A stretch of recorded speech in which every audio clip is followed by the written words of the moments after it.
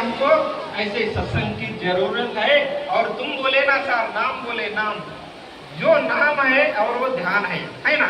जो नाम है हमेशा चिंतन, ये ध्यान बोलते हैं ना, एक मराठी में ध्यान होता है। तो यही बाबा जी ने ध्यान करने के लिए आपको किसी किधर जाने का, भगवान को पैसा देने का कुछ गरज नहीं है।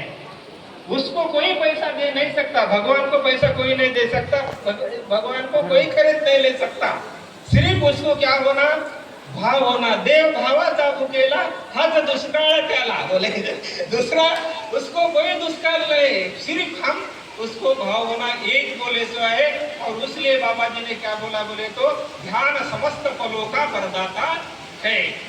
ध्यान समस्त फलों का प्रदाता है। हमको आपको सर आवाज से आने का था नांदेड़ से, तो आपने ध्यान किया कि मुझे पटनापुर जाना है मुझे पटनापुर जाना है। यही ध्यान हमको परपंच से लेके परमार तक लेके जाता।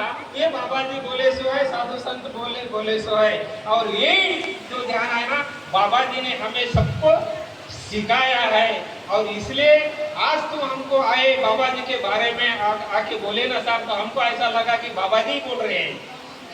हमको ऐसा लगा कि नांदेड़ की जो भी बात है ना, वो सिर्फ बाबा जी बोल रहे हैं। तो क्यों नहीं बोल रहे हैं? आत्माच्या पलीकडे देव नहीं, इसमें है, बाबा जी में है तो आप में है। बाबा जी ने बताया घोड़े में है तो वो मेरे में भी है।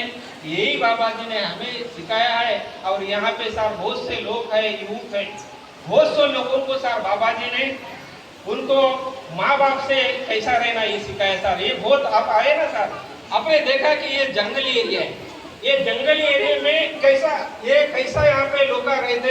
एक ये जब 40 साल की पहले की बात है, जब कैसे होंगे 40 साल पहले सर, हमको उद्बत्ती किधर से फिराना और किधर मुंह करके लगाना ये मालूम ही नहीं था। तो ऐसे हम थे। तो ऐसे एरिया में बाबा जी आके हमारे को ध्यान मार्ग सिखाया, आत्मा का मार्ग सिखाया। और उन्होंने हमको इंसान बनाया। माता पिता गुरु बंधु कृपा सिंधु पांडुरंगा। कहाँ से भक्ति करो, बोले बाबा अपने माँ बाप से, अपने माँ बाप से। माता पिता गुरु बंधु कृपा सिंधु पांडुरंग, सब उसके सेवा में है। हम आमचे जे आई आहे, आमचे वडील आहे, आमचे जे भी आमची मोठी बहीण आहे, भाऊ आहे, आमचे शेजारी आहे, आमचा गाव आहे, मी गावाचा आहो, हे देश माझा आहे, मी या देशाचा आहो। हेच मानव धर्म आहे, याच्या पलीकडे दुसरा धर्मच नाही। आणि आप सत्य की बात करे सर, सत्य परता नाहीच धर्म बोले। सत्य हेच परब्रह्म, सत्य परता नाहीच धर्म। सत्य पहले सत्य आता, कोई भी धर्म बड़ा नहीं होता, वो सत्य बड़ा होता है। आणि हे ज्याने सत्य ओळखलं, ज्याने सत्संग ओळखला, त्याचा जन्म धन्य झाला बोले। जिने सत्संग पहचान लिया उसका जन्म धन्य हो गया बोले। और माणसाला जे जन्म मिळाला, बहुत जन्माचे अंती होय मानव देहाची प्राप्ती। आम्ही पहिले काय होतो की कोण्या जन्मात होतो काय होतं की माहित नाही, जाऊ दे आपल्याला भानगडीत नाही पडायचं। पण आज आम्हाला मानव जन्म दिला, मानव जन्म दिला म्हणून आम्हाला या नरदेहाचं सोनं करून घेता येते, या नरदेहाचं सोनं करून घेता येते। म्हणून आम्हाला तुकडोजी महाराजासारख्याने म्हणले, सत्संग साधा गडे हो, सत्संग साधा। आम्ही आज जर आम्ही संतांच्या विचारावर जर चालले तर नाम घेता वाया गेला। सात नाम बोले, नाम घेता वाया गेला, ऐसा कोणी ऐकला का बोले। जो भगवान का नाम चिंतन करता वो कभी वेस्ट न जाता। जो निंदा करता, कपट करता, दूसरे का दोष करता, जो व्यसन करता वही बर्बाद होता। ईश्वर का नाम चिंतन करने वाला कभी बर्बाद नहीं होता। ये अभी सिद्ध करके दिए सो है सीआई साहब। जो माला डाले तो मैं उनको छोड़ देता बोले सर। तो ऐसा जो है सत्संग है सर। और मुझे एक बात गुरु गोविंद सिंह का एक भजन आता, थोड़ा सा मैं बात करता, उसको टेढ़ा मेढ़ा हो गए तो आप माफ करना। तो बोलो, गुरु गोविंद सिंह का एक भजन है, गुरु गोविंद सिंह का जो भजन है ना, भंग धतूरा सुरापान, भंग धतूरा सुरापान, उतर जाए परमात नाम तुम्हारी, नानक का चढ़ी रही दिन रात, चढ़ी रही दिन रात। ऐसी निशान ले लो माँ बाप बोले तुम कि ईश्वर के नाम चिंतन किया और ध्यान की, कि वो जिंदगी में कभी उतरना ही नहीं है। और जो हम 1000 पासों की लेते ना, वो सब उतर जाती सुबह। है ना. आम्ही 1000-500ची घेतो ना, ते सकाळी उतरून जाते, तोंड एवढं खराब होते की त्याला कोण 2-4 हाणून दिल्या की काय.